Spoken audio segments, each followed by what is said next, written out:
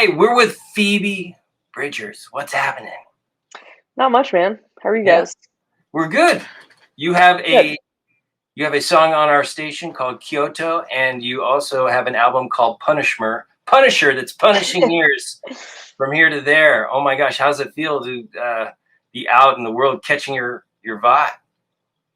Yeah, I'm just catching my vibe every day, Uh, it feels good to have it out. I mean, it's been a year of being stuck in my house, just trusting that people are listening to it with no shows. So it's been interesting to say the least.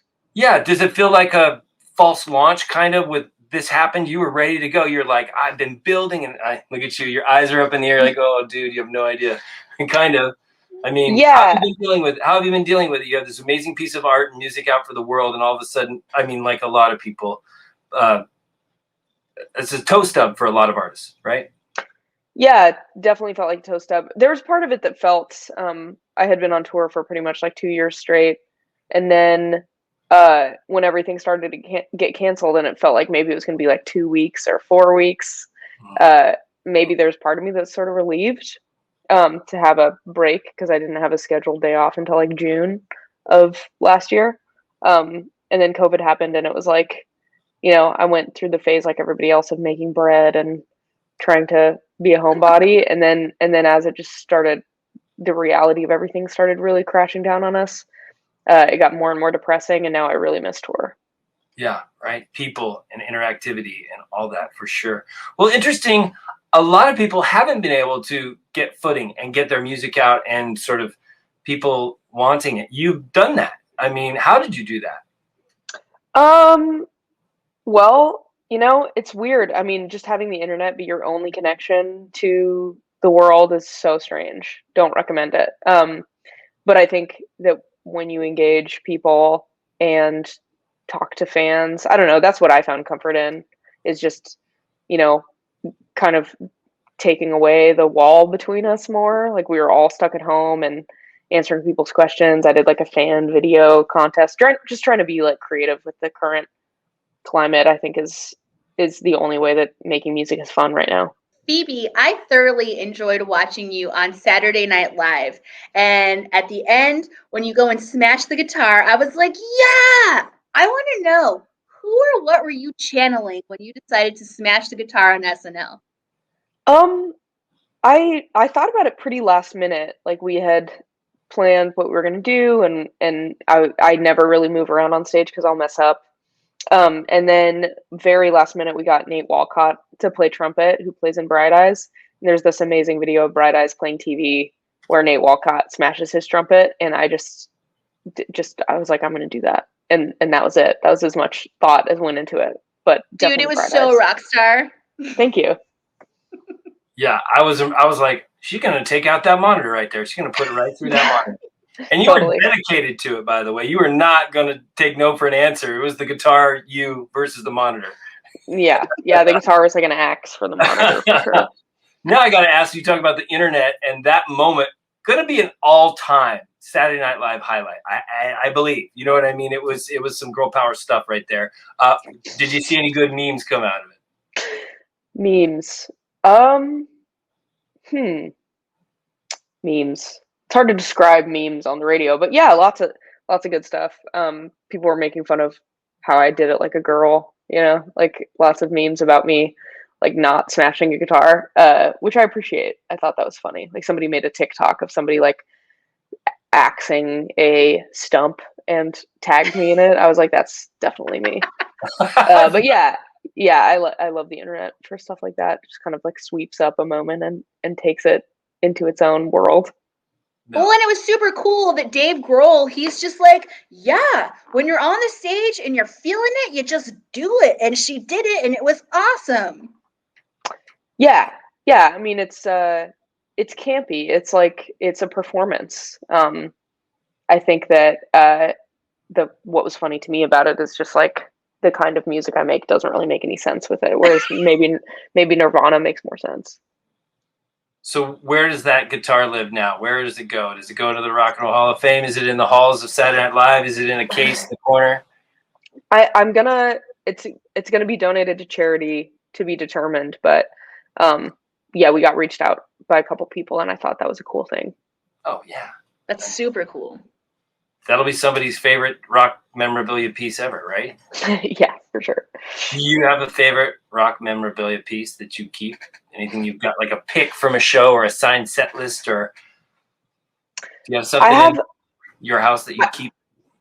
I actually have a couple original Daniel Johnston pieces that I love. I'm gonna get them framed. And then I have like little fan notes and stuff for myself, which I love. I keep a lot of stuff that fans give me. Yeah. You live in Los Angeles. How is that? I mean, there's so many big shows, rock experiences, and musical moments that happen around you. You know what I mean? As I guess I'm getting to, what is the single most inspirational music moment you've ever had in LA or in Southern California? Because there's so many to probably choose from. I think as a whole, I used to go to Hardly Strictly Bluegrass every year, which is in Northern California. And that was just a great music festival, which I really love. But then, I mean, the amount of shows I've seen in my hometown are just above and beyond. There's a great venue here called The Smell that's $5 to get in. I saw No Age there once, and it was $10 because it was kind of high demand, but they have cheap tickets, and I've played there a lot, and have been to so many shows there. It's always like a 5-band bill. Yeah, the Smell. Where is that? What neighborhood? It's in downtown. Downtown. Yeah. Yeah. Is it the bottom of a big building, or is it its own little small, like, oh, it's like yeah, it's in an alley. So it's surrounded by big buildings. And how would you get down there? I mean, would you drive, or would you take the bus, or, I mean? Yeah, I mean, you'd usually take the train, or, our moms would drive us. But yeah, the train drops you right there. Phoebe, you've played San Diego numerous times, Soda Bar, Observatory, plenty of places. When you come down to San Diego, where is the one place that you have to go to, whether it's a restaurant, a beach, some place in San Diego that you have to go to every time you're down here? Yeah, I can actually probably tell you, because I do this really type A thing where I like I go to Google Maps and I star things that I like. I do remember one time when I was there with Boy Genius, there was kind of like a beautiful farmer's market in the back of the venue where we were playing. That was really fun. What do I have saved on here? That must have been on a Thursday behind the observatory for the North Park farmers market. Totally. It was definitely that. Okay, so we have James Coffee Company saved.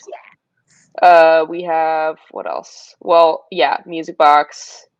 Ooh, Yoga One. That's interesting. I wonder if I went to a yoga class. And then, like, pretty deep somewhere else, I have Great Maple. What is that? My gosh! Oh, yeah. They're so good! Yeah, I must have been there, which is funny. Oh, yeah, I remember that. I think we went to breakfast. But yeah, so this is a really handy trick for anybody who travels a lot, because you'll never remember like what you did, or like you'll never remember the day of the name of the place you're trying to go to. But I also have Copa Vita saved on here, where it says it's temporarily closed, but it's another coffee shop. Phoebe, you have some awesome places on your list of places to go in San Diego. I'm just going to put this out there. I give my star of approval of where you go when you come to San Diego. Thank you. When you get back to touring, will you come by and say hi and enjoy some coffee or yoga with us? Oh, definitely. Phoebe Only Bridgers. get a child's pose, just saying. I'll do a sun Great salutation. pose. I'll do. Yeah. Yep. Okay. Do you do a lot of yoga? Do you enjoy yoga? I love yoga. It's been a rough year. I think I'm motivated by other people, so it's been hard to motivate myself to do it alone. But yeah, when I do it, when I'm on tour too, it's like the only thing that keeps me sane. Yeah. I'll share a story with you. You might find it interesting. You might not. So Gwen Stefani and No Doubt are playing here, and we interview artists, and we bring the art to the radio. They take me through Gwen's yoga space in the middle of her Shavasana, and I'm like, hey, this is uncool. I don't know, record person, what you're doing. She's laying still, dude. This is the uncool part to do this in. And they're like, oh no, just walk over Gwen. And Gwen like looks up at me, and I'm like, this. She was in a Zen, so she wasn't giving me like the evil eye, but she was like, really? And I'm like, you just killed my vibe with Gwen forever. Man, that's amazing. Are there some Southern California artists you hold in high esteem that you would say this is the epitome of who's doing it for me in our area? Yeah, definitely. I mean, there's lots of people that I spend tons of time with. I love Christian Lee Hudson. Charlie Hickey is amazing. It's hard to tell where anybody's from anymore because of COVID, but when I was going to shows a lot, I definitely felt pretty proud of the LA and SoCal music scene. But yeah, Charlie and Christian are people to check out if you haven't. And you said The Smell. Have you played The Smell before? Yeah, mostly with my band Sloppy Jane, which now is a band that sounds nothing like it did when I was in it, but also an amazing Southern California band. They were based out of New York for 2 seconds, but now they're back. So, and Haley, the lead singer, and I grew up together. So, that's another a great band. There is a staple of singer-songwriter venues, and it's the Hotel Cafe. Have you performed there? Do you have a vibe there? Do you have a favorite moment there? I mean, I don't want to say it's cliche, but it is kind of, once you get there, it's kind of a deal. Yeah. Yeah, it was hard to play for me because it's 21 plus. And so when I was kind of in that scene, I almost never played there because I would only have to ask my friends' parents to please come. But yeah, it's a cool place. I saw Noah Gunderson there. I was still under 21, so they let me come to sound check. That was fun. Yeah. Geez. I'm thinking I might have saw Noah Gunderson in a show where you were under 21. Yeah, probably. I think I was 18. Yeah. Yeah. Okay. Well, that might have been a little farther back, but wow. What a pleasure. So cool that you are bringing this music. And I think and let me say this completely respectfully. It's the temperature things need to be right now, right? Like it just feels good on the heart when your songs hit us. Oh, thank you. Yeah. Thanks so much. Yeah. Thank you. Phoebe Bridgers. She's got her new, almost new Punisher figured out. Danielle, do you want to make a date to hang out in North Park where all her favorite things are for? Phoebe, all I'm saying is that Observatory is down one side of my street and that Great Maple's down the other side of the street. So if you ever want to get together, girl, I got you. Yeah. That's awesome. Yeah, show me the ropes. Yeah. On that list of things to do in San Diego, add Danielle. Cool. Thank you so much, Phoebe. All right, thanks, Phoebe. Phoebe. Yeah. Best of luck. Looking forward to all the futures. Oh, thank you. 91X.